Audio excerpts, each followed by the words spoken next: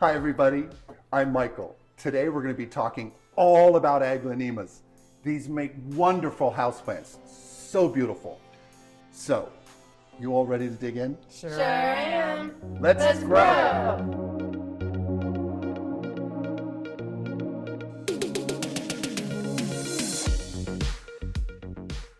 All right everybody, let's talk Aglaonemas. Say that 3 times fast. Yeah, and it's not easy to write it out either. So we have quite a few varieties here we're going to talk to you about, but let me tell you a little bit about their characteristics, where they're from. These guys are from Asia, and they grow in the tropical regions there. So they've been adapted to grow as houseplants. They do grow on the forest floor, but there's so many different varieties now, and we're happy to share some of them with you right now. So we're going to get started. We have some available, but there's plenty more. Yes, yeah, there is so many out there.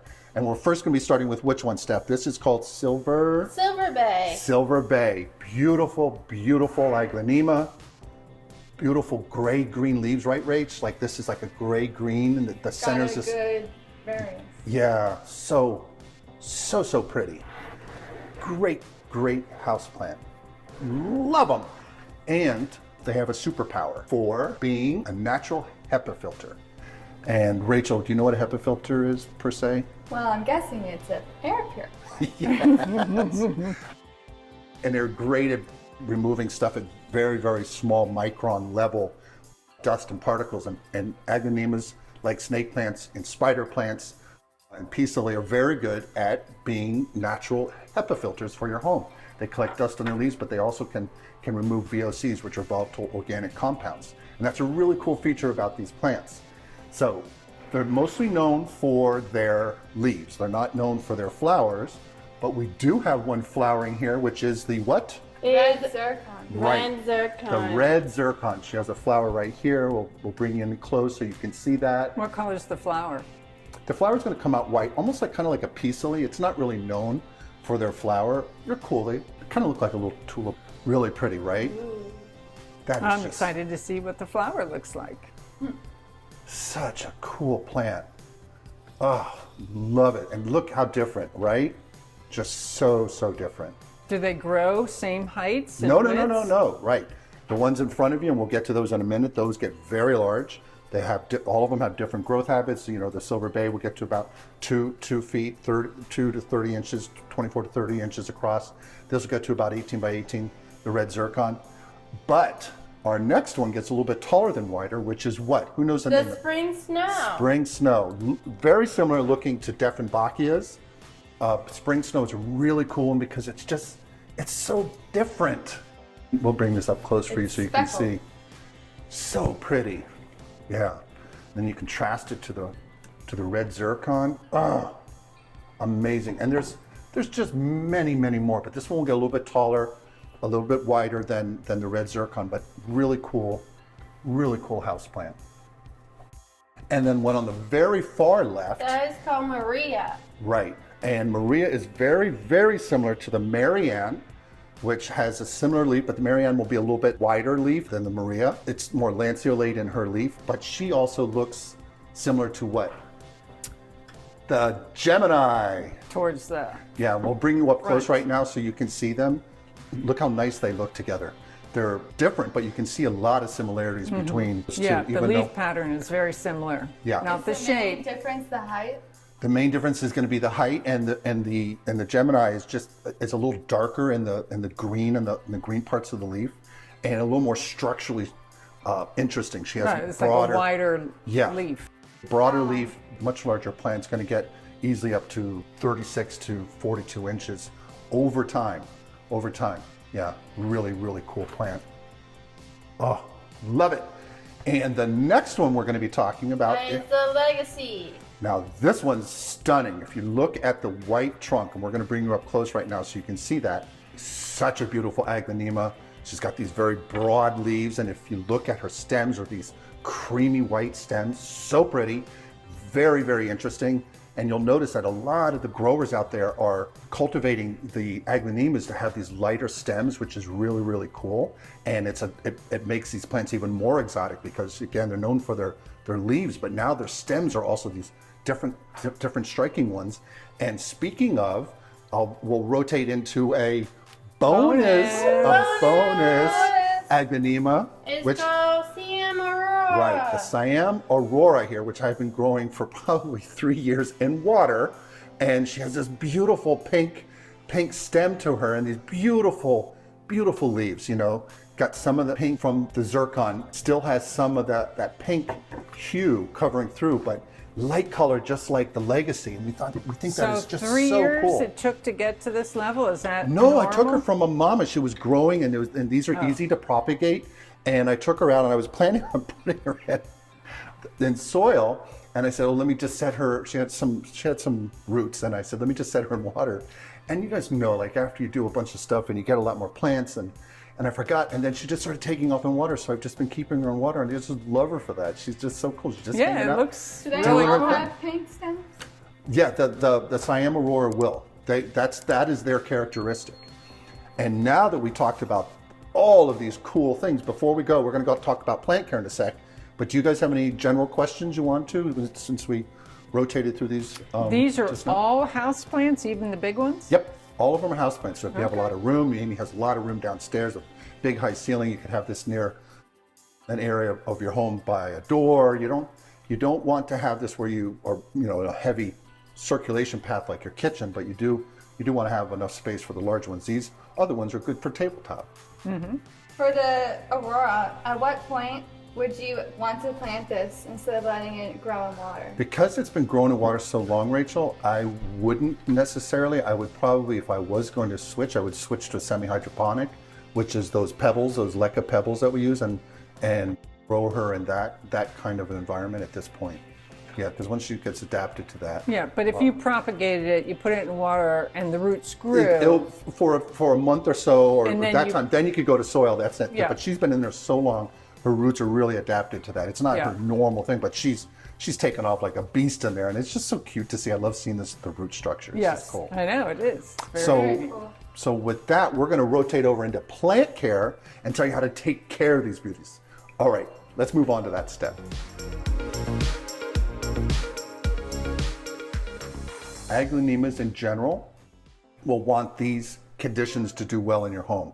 So let's first talk about lighting. lighting. Where should I put them in the house, or what kind of lighting do they need to grow well? So Aglaonemas are really adaptable. They're like snake plants in that regard, that they can handle low, medium, or even medium high. We recommend medium light and medium high, so somewhere between 500 to just under 1,000 foot candles, 500 to 800.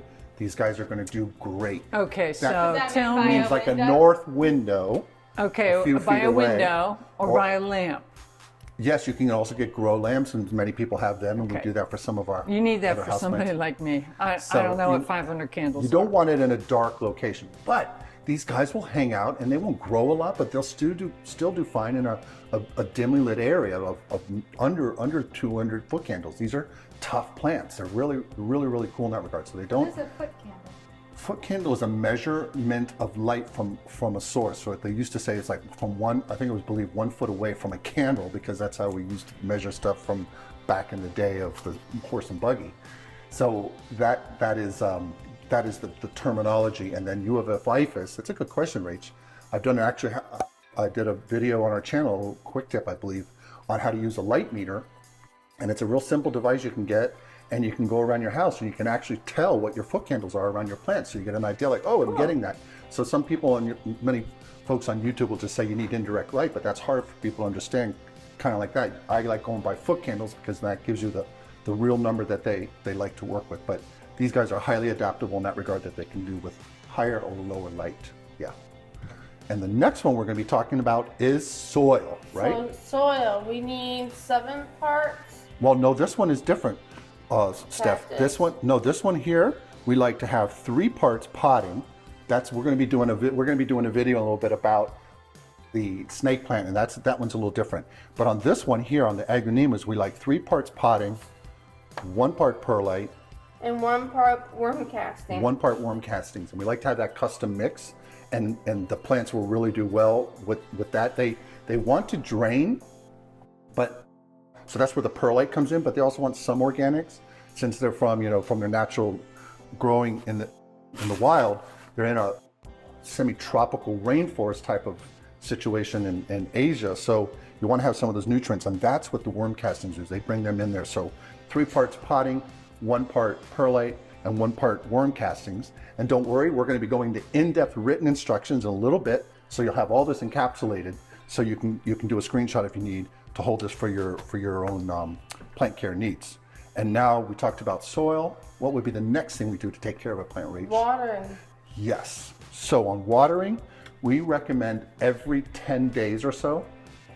The best way to test is to stick your finger in there. We call it the 2-knuckle rule, where you dig down and see if it's moist after 10 days. And if it is, then you can hold off on the watering and wait another day or so.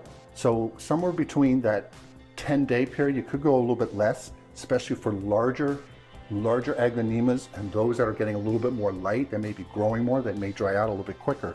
So that's a guide, around 10 days or so. How much water should you give them? So depending on the plant, you want to water it so the water drains through, but you don't want to flood it. So it depends, like on the smaller plant here, you're going to need like 3 cups. On a larger one there, you're going to go even larger. You know, you're going to use several Flanagan cups. And you want the water to soak all the way through so it permeates all the way down, not just the top. Yeah, that's important. Now let's talk about fertilizer.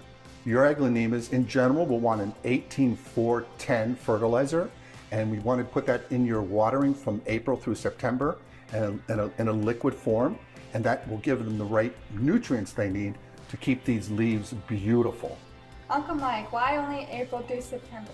That's the main growing season for the plant, and the higher number, the 18, is to help push up the nitrogen, which is the first number in a fertilizer label, and these plants are known for their leaves, so we like to push that number a little bit higher so that your plant will keep these beautiful leaves and that robust coloring that they have, or variegation that they have. Did you say it was liquid? We like fertilizer? a liquid fertilizer Okay. mixed in with your watering through that period of time when you're watering your plants, Okay. from April through September. So And- for the rest of the months, you just Through leave it out? through the winter months and then into early spring, you don't need to do that. You still continue watering, just don't put the liquid fertilizer in the water. Yeah. Okay. And then there's also temperature, and what other one, Steph, we need to talk about? Humidity. Humidity, right. On temperature and humidity, you want to, let's first talk about temperature. They'll do well in 65 to 85 degrees, no problem. Homes are going to be somewhere in that range. And in humidity with homes, you typically have AC around 40%. They'll do fine. They want a little bit higher. They want to be in 50 to 60. So you could put a pebble tray or leck on the base of your containers to help improve that humidity if you need to, but they're adaptable. You don't have to do that, and they're still going to do fine. And another thing about the Aglaonemas is that they're very tough. They don't have a lot of pests. You don't get a lot of aphids. You don't get a lot of mealybugs. You don't get spider mites that much. So they're really good, and you really don't need to worry about them in that regard. And I love that about the plant because it's just an easy house plant for beginners, actually. This is a great plant for some folks to start with. It's a really, really cool and beautiful plant.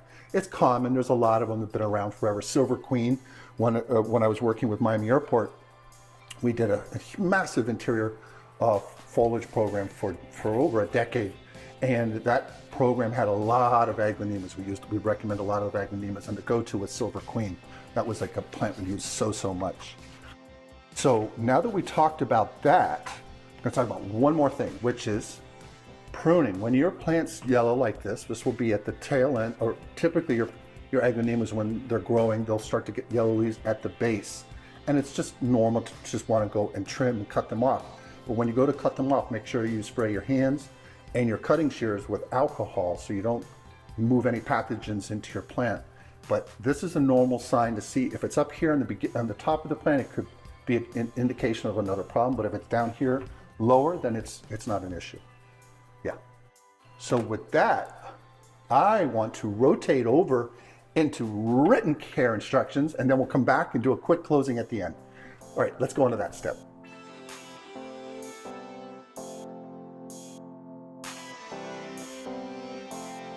I want to say thanks to our friends at Garden Works.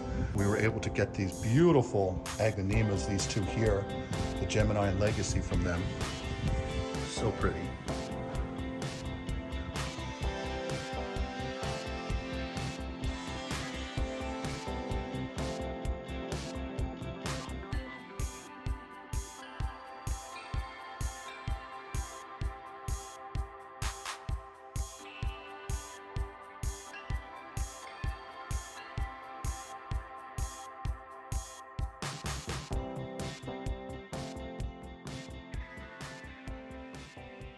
Thank you so much for joining us. We hope this video was helpful to you. But if you have any thoughts or questions on how to take Aglaonemas, Rachel, what should they do then? Comment below. Yes, put a comment below. And Stephanie, what should they always do that we love for our channel? Like, subscribe. Like and subscribe. It helps us grow, and we want to let as many people know about this and the algorithm on YouTube. The more people you have on subscription helps, and the more view times you have helps people know about the stuff that we're doing. And we really want to share this with as many people as we can. So again, I want to say thank you. We want to say thank you. Come back and see us next time. Yes. Bye-bye. Bye. Please remember to like, subscribe, and hit the notification bell. And tell your friends and family. We post videos weekly. Thanks.